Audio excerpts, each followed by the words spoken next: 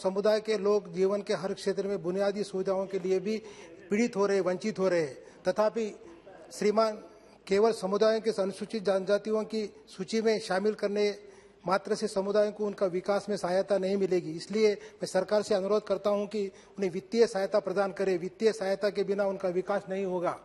महोदय, वे बहुत सारी समस्याओं का सामना कर रहे हैं। उनकी आर्थिक और रोजगार की स्थिति बहुत ही दयनीय है। हमारे वित्त मंत्री और वित्त मंत्रालय के अधिकारियों ने हमें बताया है कि सरकार का राजस्व दिन ब दिन बढ़ता जा रहा है, लेकिन सरकार उन आदिवासी समुदायों के आवंटन और अवसरों पर कम करने की कोशिश कर रहे हैं। महोदय, डॉक्टर बी आर अम्बेडकर ने कहा, लोकतंत्र समानता का पर्याय है, लेकिन अब हम आम लोगों और आदिवासियों में पूर्ण असमानता देख रहे हैं।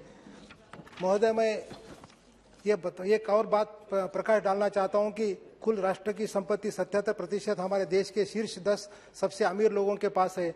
महोदय, पिछले 10 वर्षों में अब अरबपति संपत्ति 10 गुना बढ़ गई है, लेकिन आदिवासी और गरीब लोगों की क्या स्थिति है? महोदय, आदिवासी कुल जनसंख्या का 9% है, लेकिन आदिवासी कुल गरीबों के 70% है। इस प्रकार का विभाजन यहाँ है। महोदय, 51% आदिवासी बहुआयामी गरीबी से पीड़ित है। माननीय से एक और अनुरोध है मंत्री है कि एससी और एसटी के लाभ देने के संबंध में एससी और एसटी के कुछ ऐसे समुदाय है जो आरक्षण का लाभ नहीं उठाते।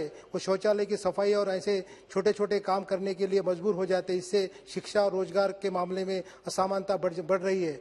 आपके माध्यम से मैं आपको बताना चाहता हूं कि आंध्र प्रदेश पुनर्गठन अधिनियम 2014 के धारा 94 के तहत अनुसूचित 13/3 के तहत प्रावधान के अनुसार तेलंगाना राज्य के आदिवासी विश्वविद्यालय स्थापित करने का निर्णय लिया गया था, जिसके लिए केंद्र सरकार अभी सभी जरूरी इंतजाम करने के लिए बताया गया है, मगर अभी तक कुछ हुआ नहीं।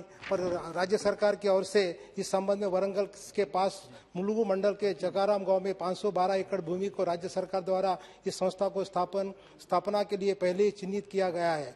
आदिवासियों के लिए यह विश्वविद्यालय तेलंगाना के वरंगल में जनजातीय आबादी की बड़ी संख्या को देखते हुए अत्यधिक प्रासंगिक और उपयुक्त होगा।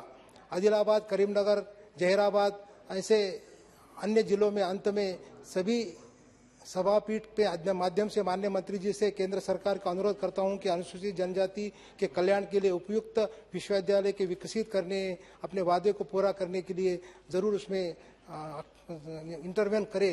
महोदय, मैं आगे तेलंगाना में जाति जनगणना की मांग करता हूं कि क्योंकि अनुसूचित जनजाति ओबीसी के विकास के योजना के लिए जाति जनगणना बहुत महत्वपूर्ण है। जब तक हमें संख्या का पता नहीं चलेगा, एक मिनट मैडम, पता नहीं चलेगा कि हम उनके उत्थान के लिए प्रभावी ढंग से कैसे काम कर सकेंगे। इसके अलावा हम तेलंगाना राज्य के अनुसूचित जाति और अनुसूचित जनजाति के लिए उनकी जनसंख्या प्रतिशत के अनुसार आरक्षण में वृद्धि की मांग करते हैं। उसके साथ साथ ही हमारे राज्य सरकार की तरफ से शेड्यूल टाइप के रिजर्वेशन के लिए 12 अप्रैल 2017 में रिजोल्यूशन पास करके भेज दिया था कि 6% से 10% करने के बारे में, और पिछले 5 साल में केंद्र सरकार की तरफ पेंडिंग है। तो मैं और एक बार ये आपके माध्यम से केंद्र सरकार को बताना चाहता हूँ, जल्दी से जल्दी वो रिजोल्यूशन पास करके देंगे तो हमारे स्टेट के लोगों का उसका बेनिफिट हो जाएगा। उसी के अलावा तेलंगाना राज्य में जो वेलफेयर स्कीम ज़्यादा रहने की वजह से हम 10 जिले से 33 जिले बनाए, सो एक्ट के